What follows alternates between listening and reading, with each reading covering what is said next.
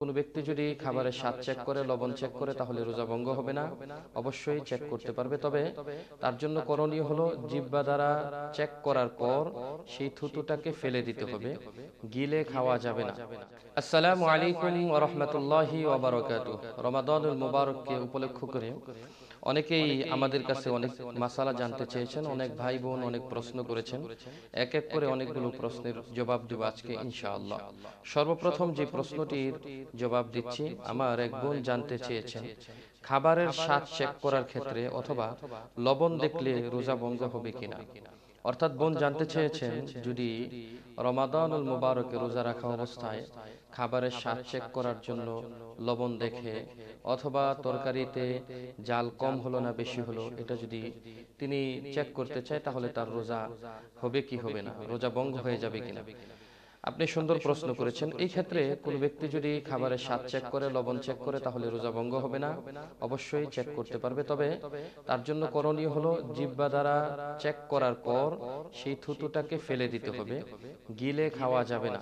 মনে রাখতে হবে, ওই স্বাদটা গ্রহণ করার পর থুতু ফেলে দিতে হবে, কুলি করতে হবে, গিলে খাওয়া যাবে না। স্বাদ চেক করতে পারবেন, এতে রোজার কোনো সমস্যা হবে না। আরেক বোন প্রশ্ন করেছেন, তার চুলের সমস্যা থাকার কারণে ডাক্তার তাকে একটি তেল ব্যবহার করতে দিয়েছেন। দৈনিক অনেকবার তেল ব্যবহার করতে হয়, এমনকি দিনের বেলা গোসলের পর তেলটাকে ব্যবহার করতে হয়। মাথায় তেল ব্যবহার করার কারণে রোজা নষ্ট হয়ে যাবে কিনা। না, আপনি যে প্রশ্নটি করেছেন বোন, সুন্দর প্রশ্ন করেছেন। মাথায় যদি তৈল ব্যবহার করা হয়, যে কোনো তৈল মাথায় ব্যবহার করার কারণে রোজার কোনো ক্ষতি হবে না, রোজা ভঙ্গ হবে না। আরেক ভাই প্রশ্ন করেছেন, চোখে ড্রপ ব্যবহার করা যাবে কিনা। ঠিক তেমনই ভাবে নাকে ড্রপ ব্যবহার করা যাবে কিনা রোজা রাখা অবস্থায়। আপনি যে প্রশ্নটি করেছেন খুবই গুরুত্বপূর্ণ প্রশ্ন। চোখে ড্রপ ব্যবহার করার ক্ষেত্রে কোনো সমস্যা হবে না রোজায়। আপনি দিনের বেলা রোজা রাখা অবস্থায় চোখে ড্রপ ব্যবহার করতে পারবেন, এতে রোজা ভঙ্গ হবে না, এবং পরবর্তীতে রোজার জন্য কাজা কাফারা কোনো কিছুই করতে হবে না।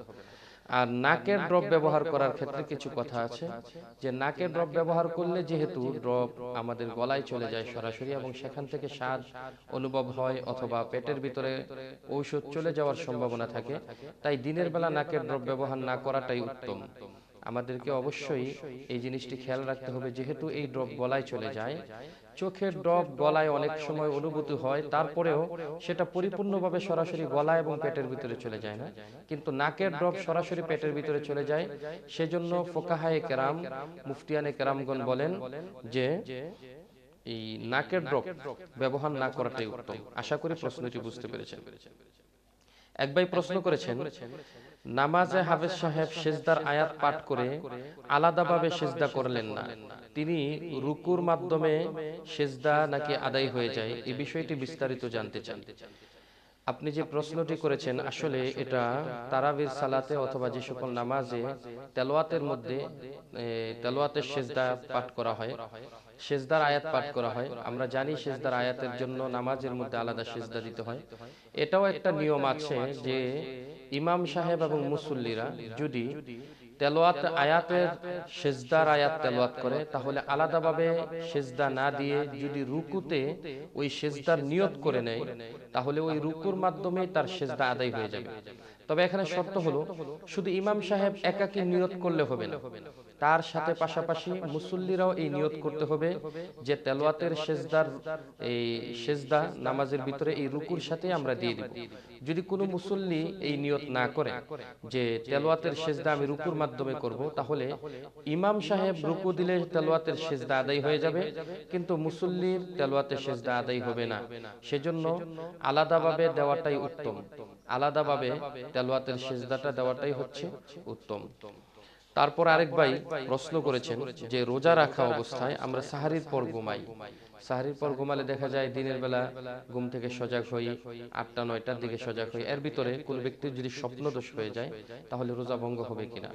আপনি সুন্দর প্রশ্ন করেছেন। সচরাচর এমনটা হতেই পারে, পুরুষ হোক অথবা নারী হোক, যদি স্বপ্নদোষ হয় রোজা রাখা অবস্থায়, তাহলে আপনার রোজা ভঙ্গ হবে না।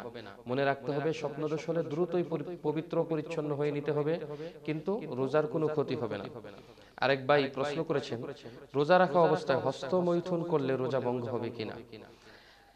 সচরাচর দেখা যায় গুনাহের একটা অভ্যাস রমাদান মোবারকেও অনেক সময় মনের অন্তরের কুমন্ত্রণার কারণে আমরা গুনায় জড়িয়ে পড়ি। তো রোজা রাখা অবস্থায় কোনো ব্যক্তি হস্তমৈথুন করলে অবশ্যই তার রোজা ভঙ্গ হবে। তবে এই রোজার জন্য পরবর্তীতে কাফফারা আদায় করতে হবে না, বরং একটা রোজার পরিবর্তে একটা রোজাই আদায় করবে। রোজা অবস্থায় যদি কোনো ব্যক্তি হস্তমৈথুন করুক অথবা যে কোনো মাধ্যমে সে বীর্যপাত করুক, এতে তাকে রোজার বাহিরে একটা রোজার বিনিময়ে একটা রোজা করতে হবে, কাফফারা আদায় করতে হবে না। তবে জানতে হবে রমাদান মোবারকে যেহেতু বরকতপূর্ণ মাস, রমজানের বাহিরে হস্তমৈথুন অথবা এই ধরনের গুনাহের যেরকম মারাত্মক গুনাহ রমজানের ভিতরে, এই সকল গুনাহের কারণে আরো বেশি মারাত্মক শাস্তি হবে।